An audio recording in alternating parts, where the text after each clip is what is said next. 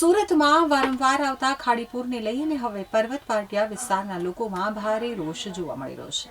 એક જ મહિનામાં 2 વખત આવેલા ખાડીપુરે હજારો પરિવારોને નુકસાન પહોંચાડતા સ્થાનિકોએ તંત્ર સામે આંદોલનની ચીમકી ઉચ્ચારી છે। સુરતના પર્વત પાટિયા વિસ્તારમાં દર વર્ષે આવતું ખાડીપુર હવે સ્થાનિકો માટે ગંભીર સમસ્યા બની ગયું છે। આ વર્ષે જુલાઈ 2026 દરમિયાન માત્ર એક જ મહિનામાં 2 વખત આવેલા ખાડીપુરે લોકોને ભારે હાલાકીનો સામનો કરાવ્યો છે।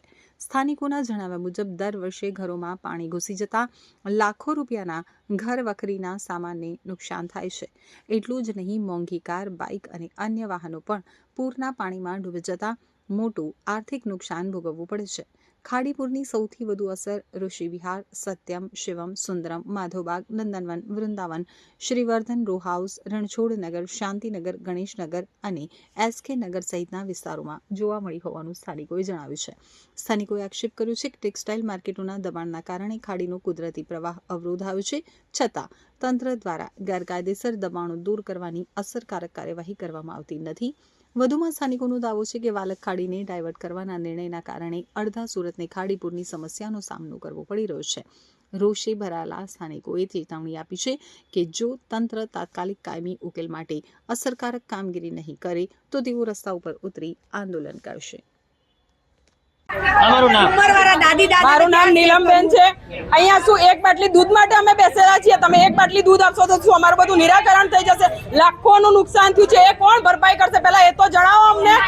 અમે કેટલા હેરાન થઈ છે। ઘરના મા બાપ હોય છે, એમને તો અમારે પહેલા ક્યાં લઈ જવા એ સવાલ છે। સગાવાલાના ઘરે લોકો જતા નથી તો અમે ક્યાં મૂકી આવીએ એ લોકોને? શું તમે એ લોકોની સારવાર માટે આવી શકો છો? એ લોકોને દવાની જરૂર પડે છે, પાણીની જરૂર। આ વખતે તો અમે પાણી વગર તરસી મર્યા છીએ। પાણી નથી, લોકોને કેટલી બીમારીઓ થઈ ગઈ છે। હું જ્યારે બહાર જઈને ઘરે આવી તો મારા ઘરના બધા જ બીમાર હતા। તે બધાનું શું કરવાનું? મારે અત્યારે આવે છે કોઈ અમને દવા આપવા કે અમારી સેવા કરવા? થાકી ગયા છીએ હવે, થોડી તો શરમ કરો। આટલા પૈસા તમારી પાસે આવે છે તો ક્યાં ખિસ્સા ભરવા છે તમારે લોકોને? આટલા 1-2 માણસો તો બરાબર છે, લાખો માણસો તકલીફમાં છે। થોડી તો દયા જાણો। લોકોના કારખાના પાણીમાં છે, લોકોના ઘર પાણીમાં છે। પાણીમાં તમે આવીને અંદર ઘરના અંદર તો જુઓ કેટલા પાણી ભરાયેલા છે। અરે માણસ નીચે ઉતરીને પોતાનો સામાન ઉપર નથી ચડાવી તો, કારણ કે માણસ પોતે આખો ડૂબી જાય એટલા પાણી ઘરની અંદર છે। અને સાપ આવે છે, સાપ આવે છે। અરે કોઈને કઈ નુકસાન થઈ જશે તો કોણ તમે લોકો ભરપાઈ કરશો? અને આ અત્યારે એક દાદી બીમાર થઈ ગયા પણ મરી ગયા। 4 જણા રાતે 4 વાગે ખાટલાના પાયા લઈને એ લોકોને બહાર લઈ ગયા। કેવી હાલતમાં ગયા હશે એ લોકોને? કેટલી તકલીફ થઈ હશે? થોડું તો જોવો, કોઈના પર દયા જોવો તમે લોકો, કે 2 માણસનું હોય તો તમે ના જોવો। આટલા બધા લોકોને તમને દુઃખ નથી દેખાતું? શું કરવાની SMC અમારે? હાય હાય SMC, હાય હાય। તમારું નામ? સુમિત રબારી। અશોકભાઈ, કઈ રીતની સમસ્યા? સુરત શહેરમાં અમે પર્વત પાટિયા એરિયામાં માધવબાગ વિસ્તારમાં રહીએ છીએ। દિલ્હીનું આંદોલનનું સ્થળ એટલે જંતર મંતર અને ખાડીપુરનું આંદોલનનું સ્થળ એટલે માધવબાગ સોસાયટી પર્વત પાટિયા।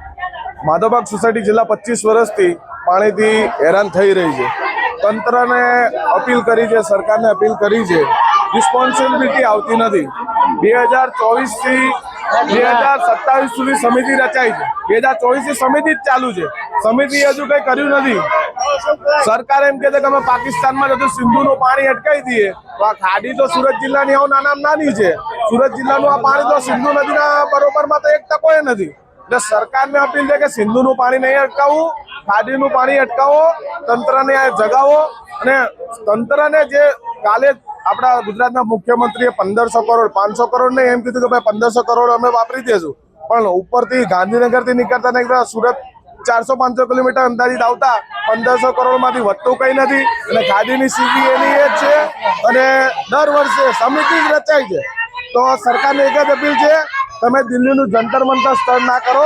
અમારે તો અહીંયા સરકાર, ગુજરાત સરકારે, અમારું દિલ્હીમાં ગુજરાત સરકાર જ બેઠી છે, મોદી સાહેબ બેઠા ગુજરાત સરકાર। તો અમારે એક જ અપીલ છે કે તમે ખાલી નિવારણ લાવો। અમારે કોઈ જંતર મંતરે નથી કરવું કે કોઈ દંગા પ્રસાદે નથી કરવા, પણ એલર્ટ આપીએ છીએ કે કરશું ખરા, તમે કોઈ નિવારણ નહીં લાવો। 5 વર્ષથી સમિતિ રચાઈ છે એટલે સિંધુનું પાણી સાહેબ અટકાવો, પણ આ ખાડીપુર તો અટકાવો।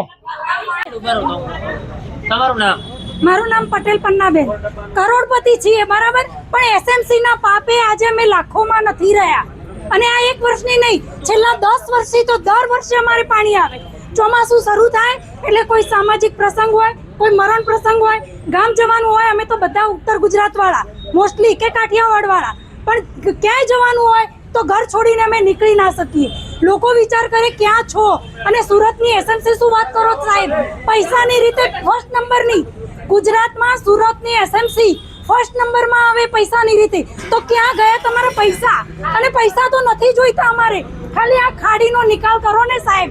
અને સ્માર્ટ સિટી કઈ રીતે સ્માર્ટ સિટી? તમે એની ગંદકી તો અહીંયા આવીને જોવો પાણીમાં, અમારા ઘર આગળ આટલા કિચડ, છોકરા નીકળે કેવી રીતે, ઘરડા દાદા દાદી કરે શું? અને સામાન ચડાવવામાં તો ટાઈમ જ નથી મળ્યો। એક અડધા કલાકમાં પાર્કિંગમાંથી અડધા કલાકમાં અમારા ઘરમાં પાણી આવ્યું છે। સામાન ચડાવીએ, વ્હીકલો બહાર મૂકીએ કે કરીએ શું? બધાની 4 વ્હીલો 2 વ્હીલો બધી જ પાણીમાં ડૂબી છે। કોઈ નેતાઓ આવ્યા હતા? નેતાઓ કોઈ આવ્યા નથી। એક આવડી દૂધની થેલી લઈને, અલા દૂધની થેલીઓ નથી જોઈતી, અમે તો બધા પૈસે ટકે ભગવાનના પ્રતાપે સુખી છીએ, પણ એસએમસી ના પાપે દુખી છીએ, એટલે આનો જ અમારે નિકાલ જોઈએ।